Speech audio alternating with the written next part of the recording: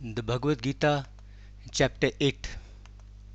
In this chapter, Lord Krishna tells Arjun about Brahm, about Atma, about Karma, about Adhyatma, about Adhibhut, Adhidev, and Adhiyagya. He tells him that at the time of death, the thoughts that occupy the mind take the Atma to those states after death. He also tells Arjun about the two ways of departing from this world and about the path leading to liberation. Chapter. Arjun asks Lord Krishna, Lord, what is Brahma? What is Adhyatma? What is Karma? What is Adhibhut? And what is Adhidev? What is Adhiyagya?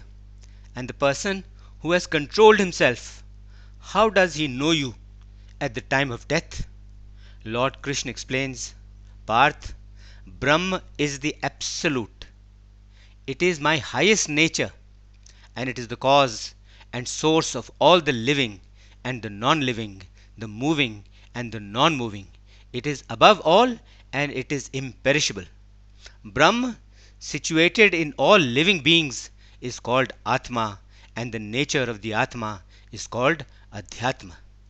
Karma is the creative force that brings all beings into existence. Adhibhut is the perishable physical world where all created things must perish, where all created things must have an end. Adhidev is the divine in all beings. It is the Purush, the eternal spirit in all beings. Adhiyagya is the supreme sacrifice made to me, the dweller in every body. At the time of death, while leaving the body, whosoever thinks of me, he most certainly, without doubt, attains to my status, he reaches me. At the end, that is, at the time of death, whatever occupies the mind of the dying person, immersed in the thought of that state, after death, that very state becomes the destination for his soul after death. He reaches the state of his thoughts. Therefore, Parth, always think of me, remember me, and fight the war. When your mind and your intellect are always concentrated and focused on me alone, then most certainly, without doubt, you will attain me. The person who, through the constant practice of focusing his consciousness on yoga, meditates on the Supreme Person, and who does not allow his mind and his consciousness to wander and stray, he most certainly attains to that divine Supreme Person. The person who meditates on the all-knowing, divine Paramatma, who is subtler than the subtle, who is the source of all and who pervades all, whose form cannot be seen, who is beyond darkness and who is brighter than the sun. The person who, at the time of death, is able to still his mind with devotion and the power of yoga, and who fully concentrates his life force between his eyebrows, meditating on me alone, he attains to that all-knowing, divine Paramatma. He attains to me after death.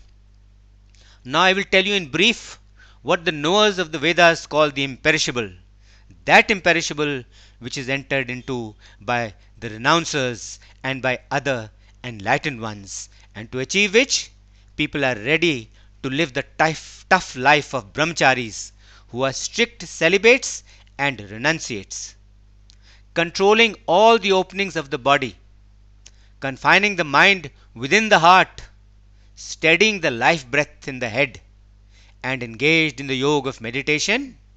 He who, uttering the syllable, the word Om, which is the Absolute itself, gives up the human body, he definitely attains to the Supreme, he attains liberation.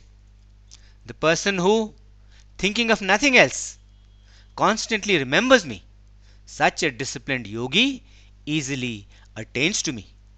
After attaining me, he gains liberation and is not born again into this world full of sorrow.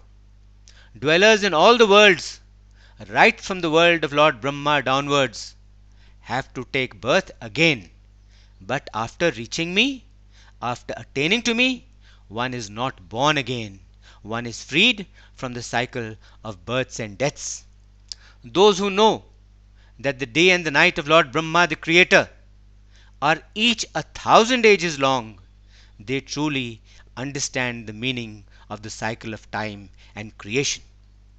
At the beginning of Brahma's day, all beings, the entire world with all its creatures are born. They come into existence by my unmanifest nature.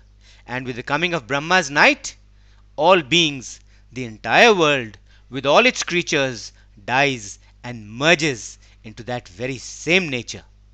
All this world, all creation, and all creatures, being under the control of my nature, helplessly merge into it at night and stream forth again into existence when day begins. They are born every day in Brahma's day, and they die every day when Brahma's night comes. But beyond and even greater than this unmanifest is yet another unmanifest being who is eternal and imperishable, who does not perish when all else perishes. That unmanifest and imperishable is the highest goal. It is my highest abode. All who reach that stage gain liberation. They are not born again into this world and are freed from the cycle of birth and death. The Supreme Person is beyond everyone. In Him, all beings reside, and this whole world is pervaded by Him. He can be attained only by complete and undivided devotion. Now I will tell you the two paths that the soul may take after death. One is the path to liberation, where the soul does not return to earth, and the other is the path to rebirth, where he has to be born again. Light, fire, daytime, the bright fortnight, the 6 months of the northern path of the sun, Uttarayan. Those who depart from the world during these times take the solar path, and these knowers of the ultimate go to the ultimate and do not return to the world. They are liberated. Smoke, darkness, night time, the dark fortnight, and the 6 months of the southern path of the sun, Dakshinayan.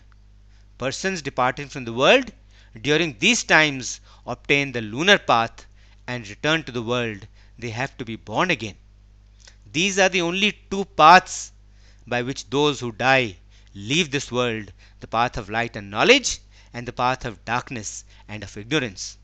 One leads to liberation and the supreme absolute, while the other brings one back into the world. The yogi who knows and understands both these paths is never deluded, is never in doubt. Therefore, Parth, always engage yourself in yoga and become a yogi.